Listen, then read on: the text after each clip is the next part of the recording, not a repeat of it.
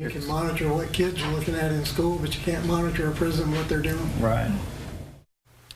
Multiple families outraged after Fox Carolina Investigates uncovers a serial killer's attempts to profit from their pain. Todd Colehep has been locked away since 2016, admitting to killing 7 people in the upstate. We obtained messages sent from his prison-issued tablet which show his plans to sell true crime merchandise based on his crimes. One of those messages from Colehep reads, "Make that cha-ching." Now, after a first report, a source came forward with disturbing material that they say Colehep wanted them to sell.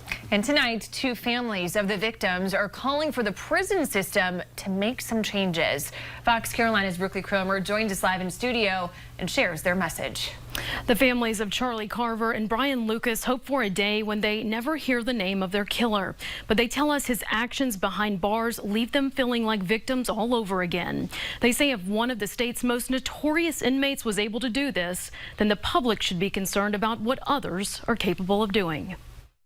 I think one thing I'd want to always remember and always think about him, and as he was growing up, he would always put somebody else before his own needs. Right, his sisters and his brother, they don't have that role model to look up to.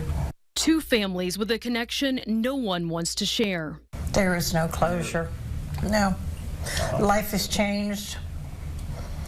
It's a struggle every day. There's no such thing as closure in this. The loss of a child, hard enough. This stain on all of us, it obviously is not going to go away.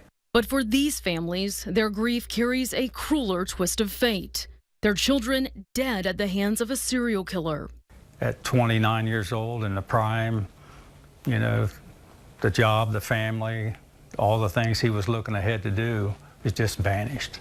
These families don't like to think about Todd Colehep, much less talk about him. He's a number. That's it. I mean, he's 37254.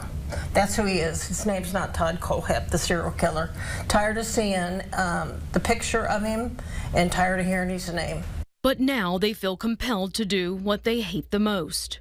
He just keeps getting notoriety, you know, and I want him put away where we don't hear from him. Nearly a decade after his conviction, Colehep is still terrorizing the families of his victims, now attempting to profit from their pain. And you go through this time and time again. How do you all reconcile the idea that even after sentencing, Colehep is continuing to harm your families? I don't think we can. The reason I think we're all here is it's got to stop. That behavior has to stop. Fox Carolina's investigative team uncovered messages sent from Colehep's prison-issued tablet, revealing plans to cash in on his crimes from behind bars. In them, he discusses selling serial killer T-shirts, stickers, and patches. Then a viewer came forward with autographed items they say Colehep asked them to sell online. What we found was even more alarming. Autopsy reports of the people he killed, case files, drawings, and photos. Hundreds of pages of material signed and stamped by Todd Colehep himself. Anybody that would buy anything like that has a problem themselves. They're sick. So these are a couple of the pieces that someone handed over to us.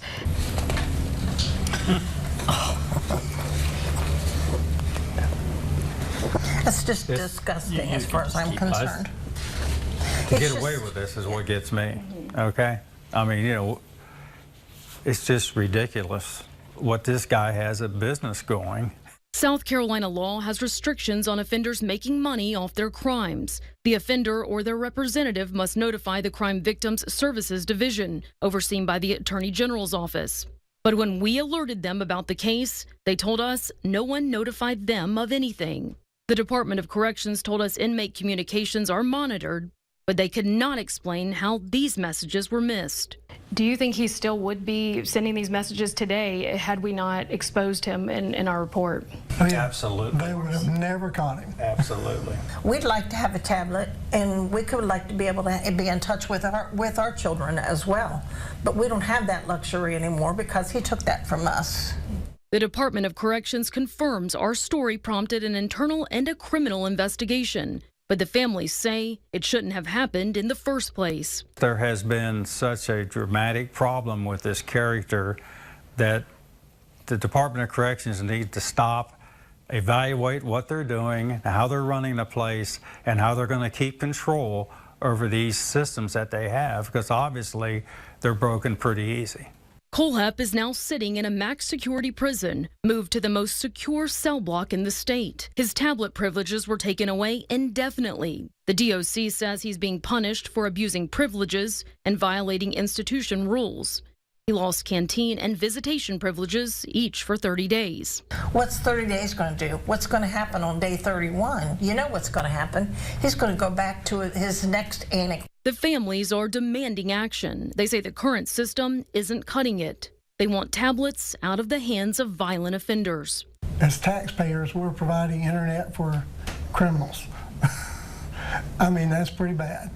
I'm sure there's others doing the same thing he was doing. So how do you handle that? They're still waiting for the day when Todd Kohlhepp's name goes away, and he's only known by his inmate number. We don't want to hear his name. We don't want to see his face. He needs to be out of commission, period. You know, and I won't rest until that happens. He's done enough. Shut him down. He can now face new criminal charges as a result of our reporting. The Office of Inspector General is investigating what we uncovered. The criminal investigation is still pending, but we're told is entering the final stages. We'll bring you the first alert on what comes next. Brookley, Cromer, Fox Carolina News.